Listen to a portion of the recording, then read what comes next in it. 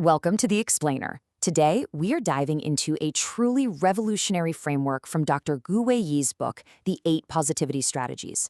Dr. Yi is this brilliant academic and investment modeling expert who has managed to do something incredibly fascinating. He's built a bridge between ancient Eastern philosophy and modern Western mathematics to help us solve systemic chaos. If you've ever felt like modern problems are just a tangled, impossible mess, well, you're not alone, and you are absolutely going to love this approach. So let's jump right in with the ultimate strategic question. When you are staring down incredibly complex, modern challenges, how do you actually engineer a path to a definitively positive outcome? It isn't just about crossing your fingers and hoping for the best, right?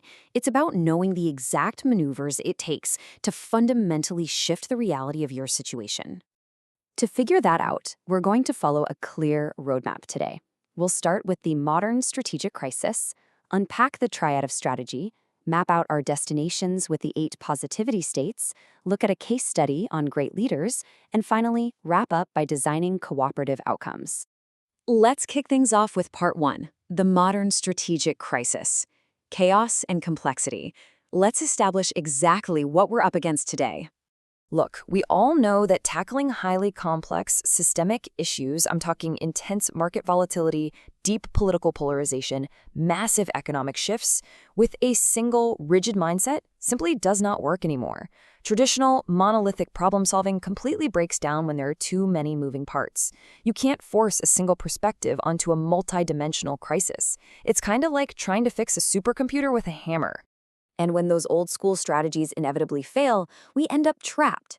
Game theory actually has a perfect name for this trap, a Nash equilibrium.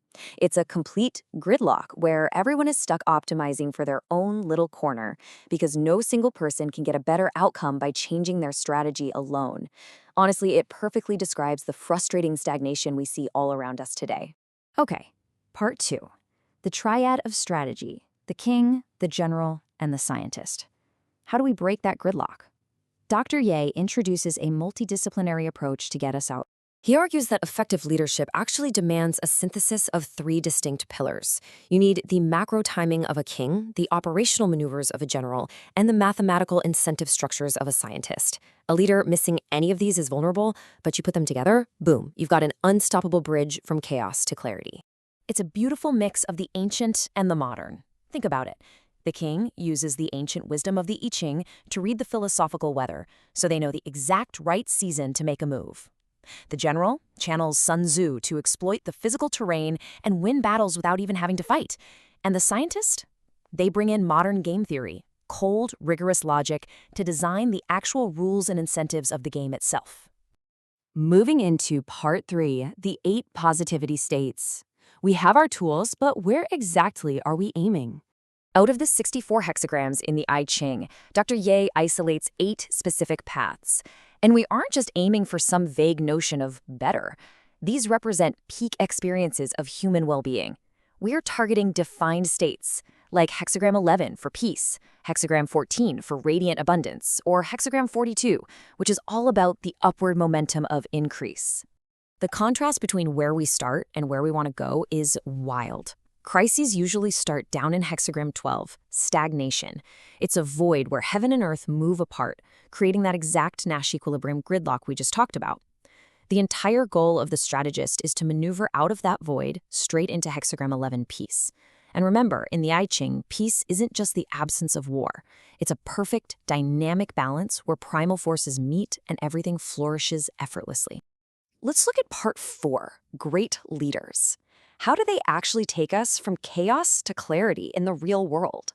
When a great leader puts on the general's hat, they live by Sun Tzu's famous idea that all warfare is based on deception. But here's the insider secret. Deception is not about lying. It's perception management. A master move is intentionally signaling vulnerability, like admitting you don't have all the answers. By doing that, you instantly lower the opposition's defenses and invite them into an alliance. You basically win the battle of egos without ever fighting it. Once that alliance is formed, the leader completely shifts gears and becomes the scientist.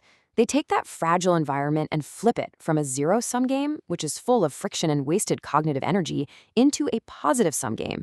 By mathematically tweaking the payoff matrix, they make sure that working together provides mutual benefits. Collective welfare literally maximizes individual gain. This is the absolute climax of a great leader's strategy, the leader's pivot. You start out highly receptive, like a vast lake just gathering all these diverse, sometimes opposing streams of intelligence. But you don't stay there. You use the strategic bridge of game theory and Sun Tzu to pivot into powerful active expansion, deploying your resources with real upward momentum. Because if you don't execute that pivot, you fall straight into a classic prisoner's dilemma. We've all seen this. Think of that one totally toxic department at work. If leaders isolate their own judgment and refuse to gather diverse inputs, they incentivize everyone else to just defect and protect their own turf. It traps the entire system in a suboptimal outcome where, frankly, everybody loses. Which brings us to our final section, designing cooperative outcomes. Let's create an overview for Chapter 13 of Dr. Yi's book, where we tackle a massive, real-world beast, healthcare costs. Talk about a classic gridlock. Right now, it is a zero-sum battle royale, where providers, insurers, and patients are all fiercely protecting their own margins at the massive expense of systemic health. So, how do we solve a crisis like that? A complete strategist executes 3 distinct steps. First, gather intelligence. Absorb the perspectives of the doctors, patients, and insurers so you have 0 blind spots. Second, lock in the game design. You move away from that splitting apart state by realigning financial incentives so that a lack of cooperation literally costs the insurers and hospitals money. Finally, deploy. You execute resource-backed moves that guarantee shared progress, steering the entire medical system right into hexagram 11, peace. The ultimate takeaway here is honestly so empowering. Stagnation, gridlock, chaos, they are not permanent conditions. By blending the macro timing of the king, the positioning of the general, and the rigorous math of the scientist, you can literally engineer harmony out of chaos. It's all about aligning your internal character with those external mathematical realities. So, as we wrap up, I'll leave you with this provocative thought. Look at the gridlocks in your own life or your organization. By mastering the timing of the king, the positioning of the general, and the logic of the scientist, which of your current challenges could be entirely transformed if you applied this triad of strategy today? Thanks so much for joining this explainer, and keep engineering those positive states.